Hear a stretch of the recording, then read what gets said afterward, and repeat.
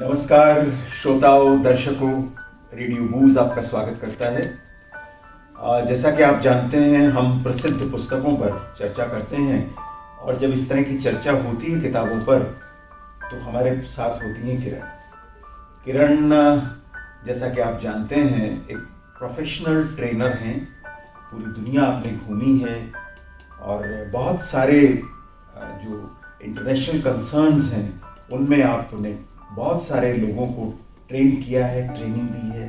आप professional trainer हैं और हमारा सौभाग्य ये है कि आप रेडियो बूस्ट की शुरुआत से हमसे जुड़े हुए हैं और इस प्रोग्राम को हम पहले भी करते रहे हैं। पहले वो सिर्फ वॉइस रिकॉर्डिंग से होता था और अब यूट्यूब पर भी हम आपके सामने हैं। तो किरण जी, आपका स्वागत है। ये बताइए, अब हम किस पुस्तक पर चर्चा करने जा रहे हैं? चर्चा करने के पहले मैं ये कहना चाहूँगी कि मेरा भी उतना ही बड़ा सौभाग्य है, क्योंकि मेरे को भी रेडियो बूस्ट और रेडियो बूस्ट के श्रोताओं और दर्शकों से इंटरेक्ट करके यहाँ आके जितना भी मैं कुछ अगर शेयर कर पाती हूँ तो मेरे लिए भी ये बहुत बड़ी बात है और एक बहुत ही, जिसको कहना चाहिए, उम्दा अपॉर्चुनिटी है।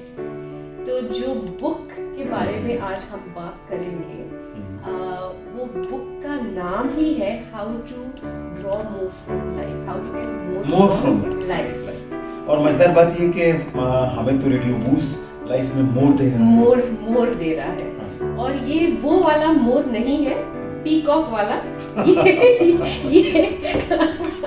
ये दिल चाहे मोर, ये वो वाला मोर। और दूसरी बात जो बड़े मेरे को अच्छी लगी वो ये है कि अगर आप ध्यान से जो लेखक है उनका नाम भी याद करें और पढ़े तो उनके नाम में यंग आता है। लेखक तो खैर कभी बूढ़े होते ही नहीं, लेकिन इनके तो नाम में ही यंग आता है। तो एक तरीके से आप अपनी लाइफ में क्या ऐसी चीजें हैं आप जो करते रहे, हैबिट्स बनाएं, आपकी क्या वैल्यू सिस्टम है, आपका क्या लाइफ का पर्पस है जो आपको मोर करने की प्रोत्साहन, एंथुसियाज्म देता रहे।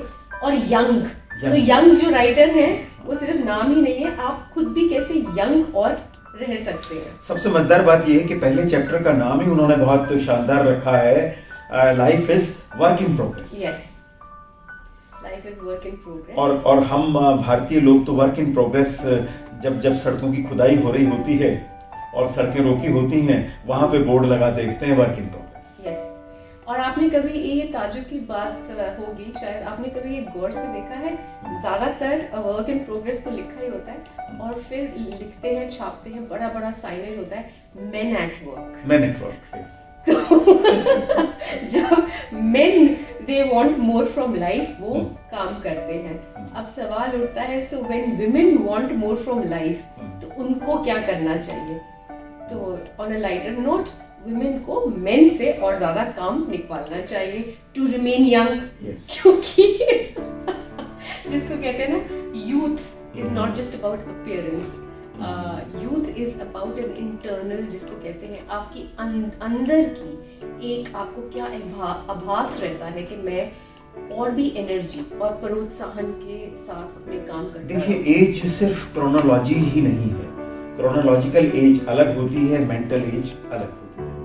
और आप पाएंगे कि बहुत सारे जो राइटर्स हैं वे भले ही 70 साल, 80 साल, 90 साल, हम अपने पिछली चर्चा में खुशवंत सिंह जी के बारे में बात कर रहे थे। हाँ जी, काफी उम्र पाई उन्होंने, बहुत कुछ लिखा उन्होंने, बड़े महत्वपूर्ण काम किए उन्होंने, लेकिन मजेदार बात यह है कि उन पर उम्र का असर नहीं हुआ।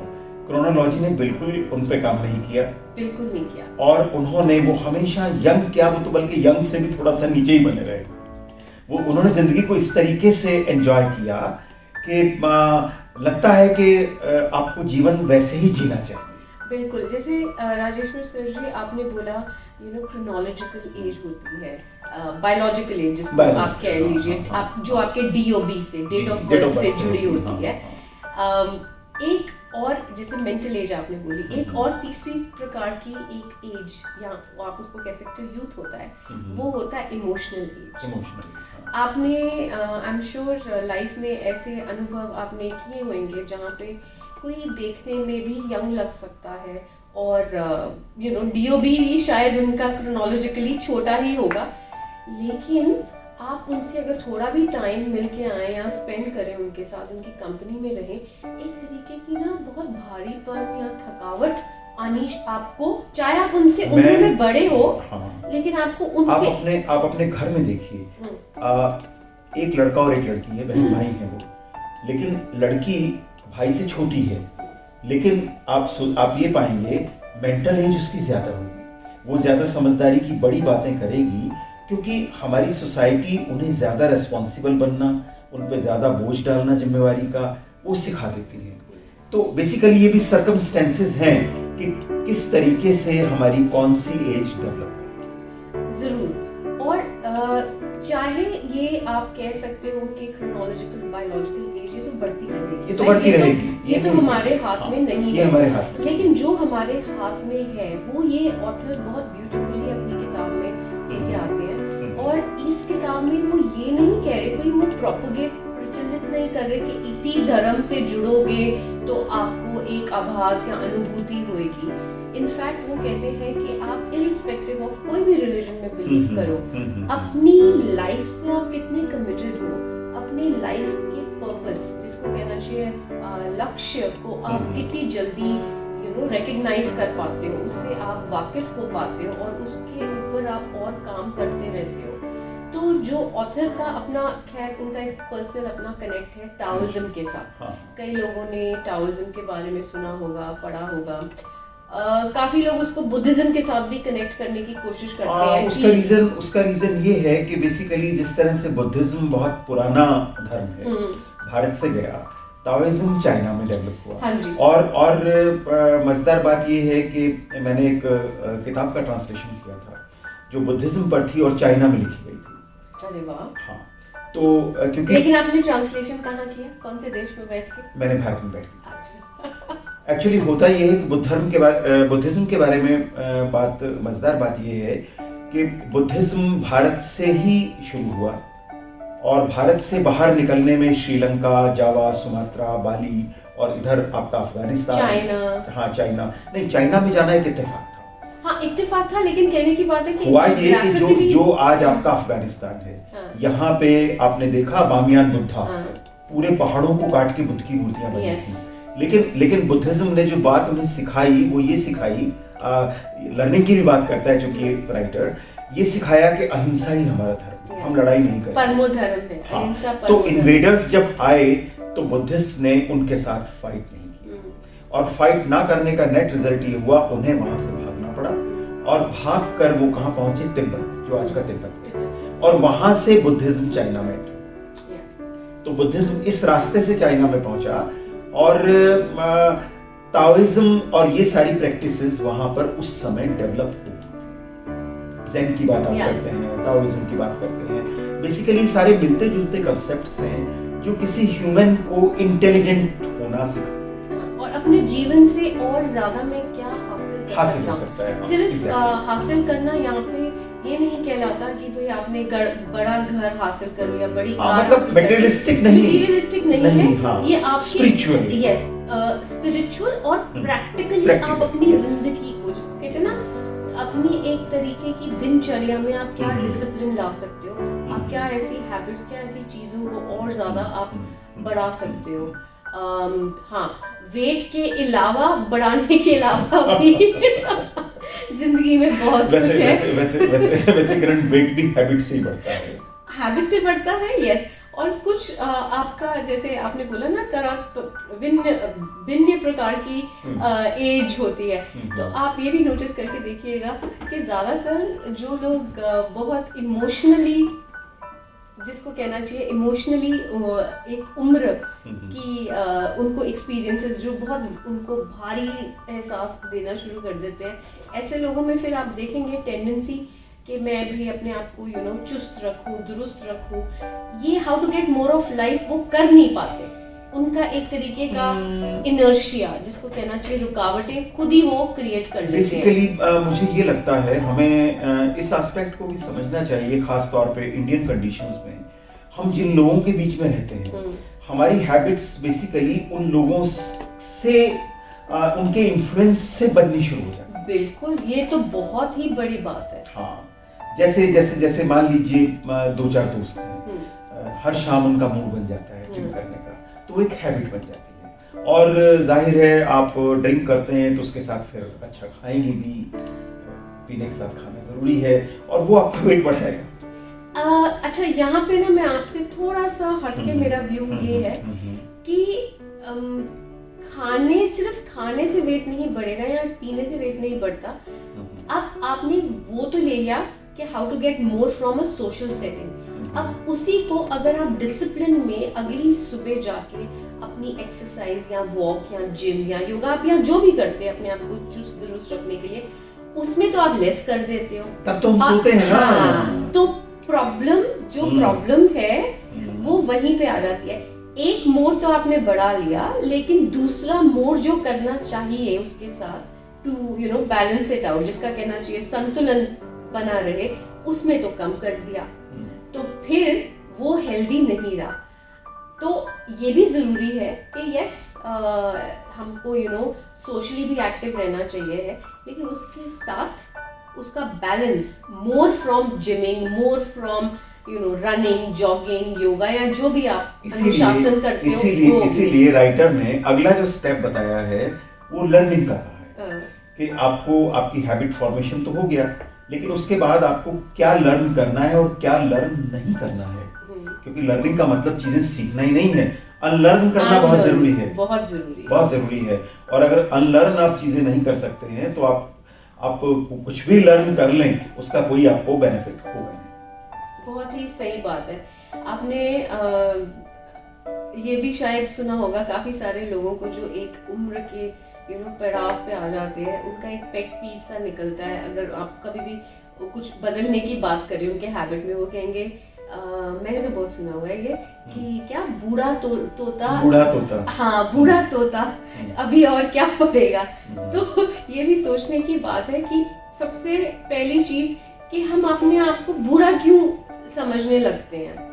हम जिंदगी से हाउ टू गेट मोर, हाँ आप ईयर्स में तो मोर होते जा रहे हो, लेकिन इमोशंस में अपनी एबिलिटी ऑफ क्रिएटिविटी जिसको कहना चाहिए, थिंकिंग, लाइफस्टाइल, उसमें भी अगर आप मोर होते जाते हो तो आपका जो ना एक लाइफ का जिसको कहना चाहिए दायरा है वो और बढ़ता जाता है, तो आप लाइफ से और चीजें ले सकते हो। बेसिकली हमें ध्यान थोड़ा सा पॉजिटिव क्रिएटिविटी की तरफ देना पड़ेगा, और हमें वे सारी चीजें भी लर्न करनी चाहिए जो हमें फिट रख सकें, मेंटली, फिजिकली और सोशली फिट भी रखना बहुत जरूरी है।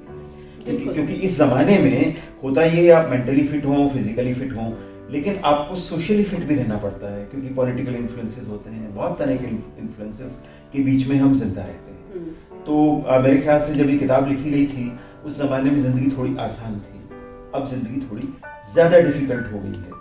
और अगली जो बात जो राइटर कहता है, जो आपको प्रोडक्टिविटी की तरफ ले जाता है, और इस जमाने में तो प्रोडक्टिविटी के लिए आपको अपने सोशल एनवायरनमेंट के साथ साथ पॉलिटिकल एनवायरनमेंट को भी पूरी दुनिया में समझना पड़ेगा। बिल्कुल। तो उसी चक्कर में बहुत सारे लोगों का संतुलन कहीं ना कहीं पे वो खुद ही बिगाड़ लेते हैं। अब जैसे हाउ टू गेट मोर तो कर लिया, अब मोर एंटरटेनमेंट पे अगर मेरे को ये ना पता हो कि मेरे को कहाँ स्टॉप लगाना है, मैं पूरी रात बैठ के नेटफ्लिक्स या जो भी मेरे को लग रहा है कि मोर चाहिए लाइफ से, लेकिन वो मोर किस कॉस्ट पे आ रहा है वो भी इवैल्यूएट, उसका भी एक तरीके से आपको देखना पड़ेगा कि ये मेरे को फायदा दे रहा है या नहीं। एक्चुअली यही पैरामीटर आपकी सोशल सक्सेस को डिसाइड करेगा। सोशल सक्सेस, आपका हेल्थ कोशेंट, आपका ओवरऑल वेलबींग, इस पे सब पे निर्धारित रहता है। बिल्कुल ठीक बात कही आपने। और देखिए, सक्सेसफुल होना अपने आप में बहुत सारे फैक्टर्स का कॉम्बिनेशन है। सक्सेस कोई ऐसी चीज नहीं है कि आपने कहा कि आई एम सक्सेसफुल और आप सक्सेसफुल हो गए। आपको पूरी जिंदगी को देखने का नजरिया बदलना पड़ेगा, आपको बहुत कुछ लर्न करना पड़ेगा, आपको बहुत कुछ अनलर्न करना पड़ेगा, आपको प्रोडक्टिव होना पड़ेगा, आपको नेट रिजल्ट्स देने पड़ेंगे और आपको उन रिजल्ट्स का अपने सोशल स्टैंडर्ड्स पर एक प्रॉपर जजमेंट भी लेना पड़ेगा कि वो सोसाइटी के लिए कितने यूजफुल है। बिल्कुल, क्योंकि कई बार इस जद्दोजहद में मोड़ के चक्कर में मेरे को एक ना छोटी सी कहानी याद अरे आई, सुनाइए मैं शेयर करना हाँ, चाहूंगी। बिल्कुल, बिल्कुल। तो दो लोग थे, आप समझ लीजिए, एक मारवाड़ी थे और दूसरे गुजराती थे। तो हमारे सारे मारवाड़ी और गुजराती भाई बहनों से प्लीज मैं क्षमा चाहूंगी कि हम आपको फ्रेंड नहीं करना चाहते, बट ये नहीं, थोड़ा क्षमा सा की बात ही नहीं, basically they are successful, they are more aggressive in business. Right. तो बट यहाँ पे थोड़ा सा हम सुनाओ, कहना चाहिए कोई बात। लाइट हार्टेड हाँ, मैनर में हाँ, ले रहे हैं। हाँ। तो मारवाड़ी को जिंदगी से मोर चाहिए था, तो उसके विरासत में एक उनके दादाजी ने कुआं छोड़ दिया। तो मारवाड़ी जी को लगा कि ठीक है, अब मैं तो इससे भी पैसा बना सकता हूँ, आई वांट मोर, जिंदगी ये दिल मांगे मोर, मेरा बैंक बैलेंस मांगे मोर। तो उन्होंने जाके गुजराती भाई गुज्जू भाई को पटा लिया कि ठीक है, आप मेरे से ये कुआं ले लो। तो गुज्जू भाई ने भी कुआं ले लिया। घर जाते जाते मारवाड़ी भाई को लगा कि अब मोर और चाहिए, तो उसने एक स्कीम सोची दिमाग में। उसने सोचा ठीक है, मैं अब जाके इनको बोलूँगा कि देखो जो कुआं खरीदा, लेकिन मेरे को कुआं में जो पानी है उसके और पैसे चाहिए। ये इन्होंने सोचा मोर मिलेगा, मैंने कुआं बेचा है, पानी नहीं बेचा है। तो इतनी देर में वो जब गुजराती भाई के पास जाके बैठते हैं, तो गुजराती भाई को भी मोर चाहिए। तो यहाँ कंपटीशन, प्रतिस्पर्धा चल रही है दो लोगों के मोर को लेके। तो गुजराती भाई सोचिए आगे से क्या बोलते हैं, कहते हैं हाँ, कुआं तो मैंने खरीदा है, लेकिन अब पानी आपको नहीं चाहिए, लेकिन उस पे अगर जितनी जल्दी आप निकाल लोगे तो मैं रेंट नहीं लूंगा, नहीं तो आपको मेरे को पानी रखे हुए में रेंट देना पड़ेगा। तो मोर, दोनों चाह रहे हैं मोर, लेकिन वो मोर किसको क्या, अब आप पानी का पैसा कैलकुलेट कर लें और रेंट का पैसा कैलकुलेट कर लें, उसके बाद हिसाब लगा लें मोर तो क्या अब आप देख लीजिए कि किसका मोर ज्यादा भारी पड़ गया किसी और के ऊपर। बेसिकली मैं इसे नेगेटिव सेंस में नहीं लूंगा, मैं भी नहीं लेती। हाँ, कारण क्या है, और आपने जो बात कही, जहाँ तक सवाल मारवाड़ी और गुजरातियों का है, मेरा बहुत उनके साथ तजुर्बा रहा है। बेसिकली बड़ी पॉजिटिव कॉम है ये दोनों कम्युनिटीज, और दोनों बिजनेस करना चाहती हैं। और हैरानी की बात तो ये होती है कि आप जब यूएस में घूमते हैं तो आप पाएंगे कि जितना इंडियन बिजनेस करने वाले गुजराती और मारवाड़ी हैं, उतने कोई नहीं है।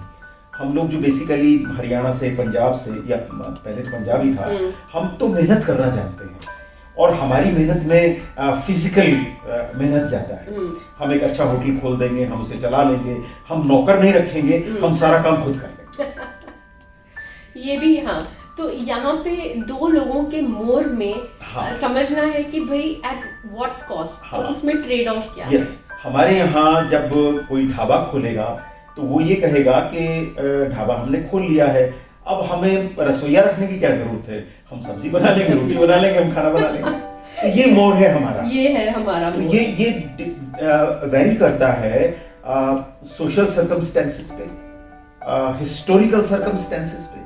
क्योंकि नॉर्थ इंडिया जो है, जहां हम बैठे रहे हैं, हमारे यहाँ तो इन्वेडर्स आते रहे हैं, हम तो हमेशा लाठी तलवार से अपनी रक्षा करते रहे हैं। तो हम तो बेसिकली जो बॉडी की स्ट्रेंथ है उसमें बिलीव करते हैं। तो हम वैसे मेहनत के काम कर सकते हैं। और अगर आप बात करें गुजरात की या मारवाड़ की, तो उन्होंने इस तरह के हमले हमारे मुकाबले में कम देखे। तो उन्हें ये सोचना था बैठ के कि इस सेफ एनवायरनमेंट में बिजनेस को कैसे बढ़ाया जाए। मैं आपको और थोड़ा सा नीचे ले चलता हूँ, जब हम भारत की चर्चा पे आ ही गए हैं, आप दक्षिण भारत में चले जाइए, आप तमिलियंस को देखिए, they are very intelligent people.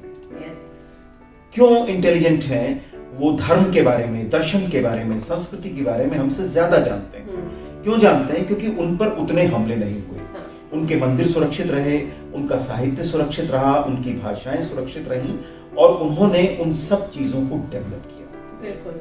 और संस्कृत के बाद तो कहते ही हैं कि विश्व में जो सबसे पुरानी बोलने मतलब भाषा है वो तमिल ही है। बल्कि लोग तो ये तक कहते हैं, मैं कोई बहस नहीं करता इस मामले में, लोग तो ये तक कहते हैं तमिल ज्यादा पुरानी है, तमिल ज्यादा कई लोग। हाँ।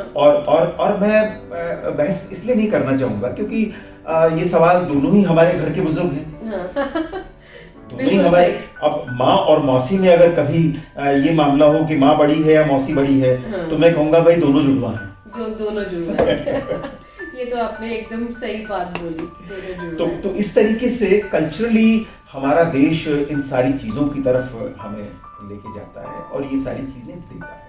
और ख़ास तौर पे जब हम इस तरह की किताबें पढ़ते हैं तो ये किताबें एक वेस्टर्न व्यू पॉइंट से बात करके भी हमें हमारी जड़ों की तरफ लेके आती है। बिल्कुल।